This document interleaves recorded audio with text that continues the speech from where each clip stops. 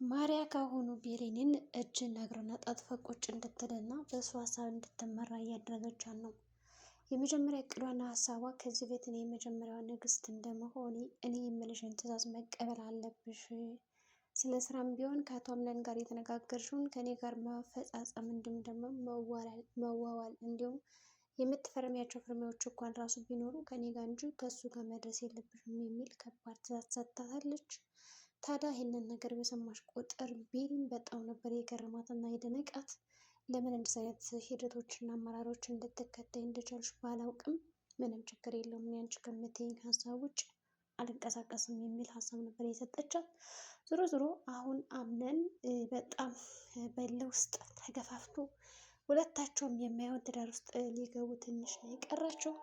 ዞሮ ዞሮ ቤሊን አሁን ላይ ሽብላ ከመቀበል ውጭ ሌላ ምንም አይነት ውሳኔ እንደሌላት ተረድታለች። እንዲሁም ደግሞ አጀሪት ማሪያ በንዴት እና እንዲሁም ደግሞ በቀናት ተነሳስታ ዛህራ ይበልጥ ቤሊንን ስለመቀርባት ከእሷ ጋር ሁለተኛ ስታወሪም ሆነ ስታጽናኛት እንዲሁም ደግሞ ስትቀራረቡ መፈለግ አልፈልግም። ምክንያቱም ከአንቺ ጋር በምታወራበት እና በምትቀራረዱበት ሰዓት የዚህም ቤት ስራ እየሰራች አይደለም። ስለዚህ የሚሆነውን ነገር እኔ ኃላፊነት አልወስድም። ከአንቺ ጋር የምታወራበትን ጊዜ አቁማ ሌላ ብዙ ተጨማሪ ስራዎችን እንድትሰራ ነው እንጂ መሆን ያለባት መስተጓጎል የለባትም። ያለዛ ሁሉንም ነገር አድርጋለሁ ከዚህ ቤት እንዳባረራት። ስለዚህ ከማንም ሰው ጋር ግንኙነት እንዲኖሩሽ አልፈልግም የሚል ከባድ ነገር ተሰጥቶታል። የሚገርማቸው ነገር እንግዲህ ጀሪ መታ በዚህ ውስጥ ጣልቃ ገብታ ቤሪን ብታግዛት እና የማሪያን ውሸት ብትቀጽፍ ወይም ደግሞ ብትከሽፍለት አምነን ይቅርታ አድርጎላት እሷም በነፃነት መኖር ትችል ነበረ። እንዲሁም ከዚህ በፊት ራሱ ማስተካከል ብቻ ኑሮ አስተካክላለሁ ብላ ያሰበችው ነገር ስላለ ይህንን ነገር መጣ ብታረግ ጥሩ ነበር። ግን ያን ያክል ብልጥ አይደለችም ጀሪ። እናም ቤሊን አሁን የማሪያ መጫወቻ ልትሆን ነው እንግዲህ። እስካሁን እንደዚህ አይነት ትዕዛዝ አልመጣባትም ነበረ ከሴቶች ተፎካካሪዎች። በእርግጥም ጀሪም እንደዚህ ተፎካካሪው ነበረች። ይች ደግሞ በጣም ከባድ ናት። እንደኛ ደግሞ ባለሀብት እንደመሆኗ መጠን ወይዘሮ ሰማለም ትልቅ ቦታ ስለሰጠቻት እና የልብ እንዲሰማ ስላደረገች ነው ይህንን ሁሉ በደል የምትፈጽምባት። እንግዲህ ከዛራ ጋር ሲያወሩ በነበረበት ጊዜ እናት ዛራ እኔ ልጅ ነበረችኝ አንድ ሴት ልጅ እና ጠፍታብኛለች የት እንዳለች አላውቅም በማለት ነግራታለች። የሚገርማችሁ ነገር ከዛ እስኪ አሁን የኔን ታሪክ ከነገርኩሽ እስኪ አንቺን ንገሪ ነበር ያለቻት እና የእሷን ልታወራ ስትል ነው እንግዲህ ማርያም መጣ ነገሮችን ያበላሸቻቸው። እናም ደግሞ ሳትነግራት የቀረች። ከዛ ወዲያውኑ ትንሽ ቆይታለች እና በቃ ከክፍሌ እንዳትመጪ ውጭልኝ ብላ አባረረቻት ማለት ነው። እናም በዛም ቤሪን ተጸጽታ ስታለቅስ ነበረ። እንግዲህ ሳታለቅስ የምትውልበት የለም። እናም ደግሞ አስተሳሰቧ አምነን ያን ጊዜ ያልመረጠኝ እንደ ሌሎች ሴቶች ስለማልቀባባ ስለማለባበስ እና ስለማልዘልጥ ነው። ስለዚህ አዲስ ህይወት አዲስ ማንነት ገነባለሁ የሚል ነገር ስለገነባች ይሄ እድል ውስጥ ተገብተዋል ማለት ነው። ሰው እንዴት እንደሚወገድ ከባድ ነው። ባሮክም በፍቅር ቅጥል እያደረገው ነው እንግዲህ አምነንም ማለት ነው። የኔ ሚስት እያለ ያበግነዋል። አምነን ደግሞ የኔ ሚስት አትበል ገና እኮ አልተጋባችሁም ይላል። ከዛ ይችን ነገር ቢነግረው ምንድን ነው ያለው? ወደ ቶሎ ብሎ ወደ ቀለበት ነው የቀየራት። የሚገርማችሁ ነገር ኦኬ በአሽሙር እየነገርከኝ መሆኑ ነው። ቀለበት ተሰሩና ከዛም በኋላ ሚስቴ ብላ ጥራት እያልከኝ ነው። ልክ ነህ፣ ይህንን ነገር በቅርቡ አሳካዋለሁ የሚል ሀሳብ ሰጥቶታል። እንግዲህ በዛም ተናዶ ከማርያ ፊት ለፊት ነበር የተናገረው። ማርያም ቁጭ ብላ ያው እንዲቃጠል ያደረገችው በእርግጥ በሷ ምክንያት ነው። ውዴ ምናምን እያለች ስለተጣራች እሱም ላቃጥለው በማለት ነው እንግዲህ ይህን ነገር ያደረገው።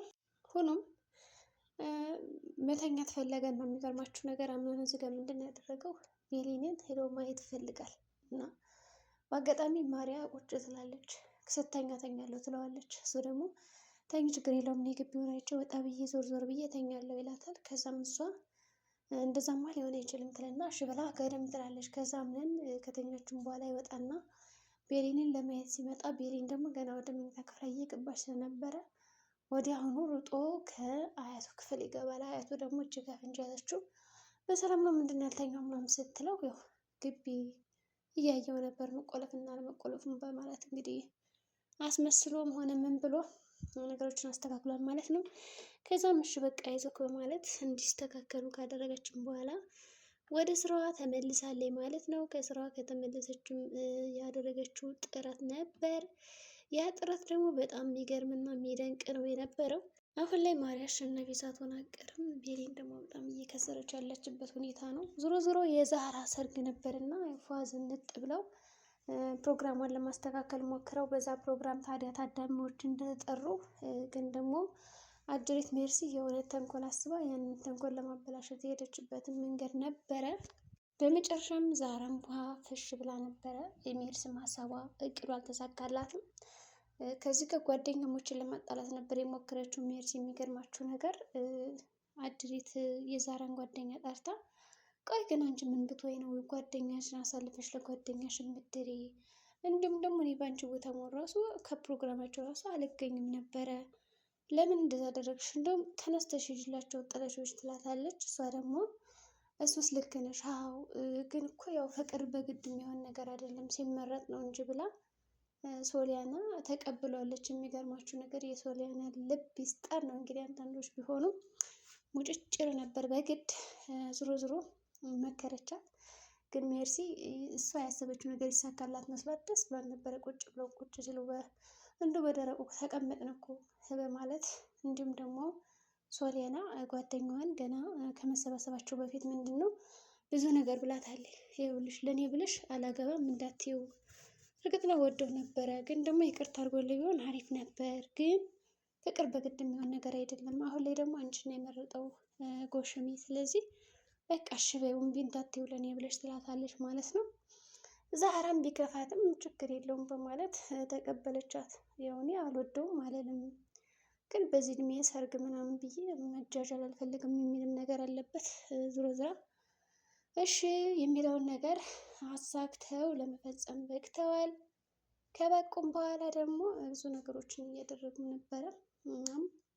ሜርሲ ወደ ኪችን ወስዳ ሀሳቧን ልታበላሽበት ስትል ጎበዟ ጓደኛዋ ግን ሳታበላሽባት እንደውም አደመቀችላት። የጓደኞቿን ሰርግ ማለት ነው። ቀወጡት በጭፈራ። ባሩክም ያገባ እንደው ተሰማ። ቤሊንም ደውሎላት ፍቅሬ እወድሻለሁ ምናምን እያለ በስልክ ሲንዛዛባት እንግዲህ እሷ ምንድን ነው ያደረገችው? እሺ እሺ ከማለት ውጭ ሌላ ምንም የመለሰችለት ነገር የለም። አምነም በዳንሷ በፈገግቷ በጣም እየተገረመ ነበረ። ማርያም ደስ ብሏታል። እንግዲህ የእኛ ሰርግስ መቼ ነው እያለች እንግዲህ ቤሊን ለማቃጠል እየሞከረች ያለችበት ደረጃ ነው። እሱም በቅርቡ ይሆናል እያላት ነው። ግን እኔ አሁን መክረው ሰርጉን ካደረጉ በኋላ አንቺን አላገባሽም ብሎ ቤሊን ቢመርጥ ጥሩ ነበር። ግን እሱ እንደው አምነን ከስህተቱ የሚመር ሰው አይደለም። ከጆሮ አይማርም። እንዲህ ያለፈለጎቱ አግብቶ ከዛ ደስተኛ አልነበረም። አሁንም ማርያን አግብቶ እልህ ውስጥ ተገብቶ ሊኖር ነው ማለት ነው። እና አምነን አሁን ያገባታል ብላችሁ ታስባላችሁ ማርያን?